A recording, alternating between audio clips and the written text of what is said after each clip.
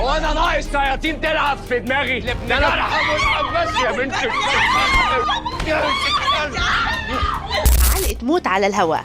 أحمد زاهر ضرب بنته ملك بعنف واعتذاره الصادم زاد الجدل.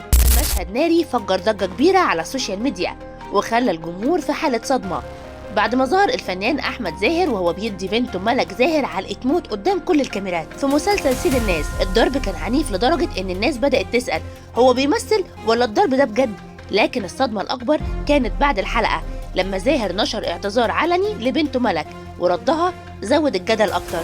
تعالوا نشوف إيه اللي حصل. في المسلسل أحمد زاهر بيجسد شخصية فاروق الجباس، رجل أعمال قوي عنده عداوة قديمة مع شخصية الجرحي اللي بيقوم بيها عمرو سعد، لكن المفاجأة بيكتشف إن بنته بتحب ابن عدوه.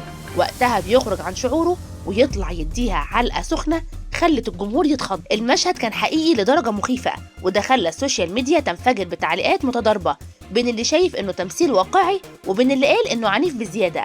بعد عرض الحلقة زاهر نزل صور من المشهد على انستجرام وكتب رسالة اعتذار لبنته قال لها فيها أنا آسف يا حبيبتي، حقك عليا يا ملوكتي، بس المشهد عاوز كده، سامحيني والنبي، أنا كأحمد زاهر آسف جدا، بس كفاروق الجباس هنحرق وعلق رقبتك على باب المحل. لكن المفاجأة الأكبر كانت في رد ملك زاهر اللي رفضت الاعتذار وقالت له بكل صراحة مش قابلة للأسف لأ. والجمهور اتقسم لاتنين. بعد رد ملك زاهر التعليقات انهالت من الجمهور والناس اتقسمت لاتنين.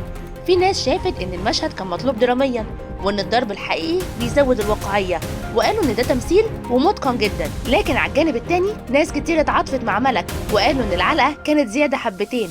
وبدات التساؤلات، الضرب ده كان بجد ولا خدع سينمائيه؟ بغض النظر عن الحقيقه مشهد ملك زاهر واحمد زاهر في سيد الناس خطف الاضواء.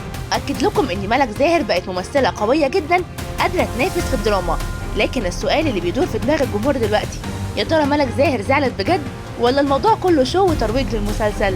استنوا رايكم في الكومنتات.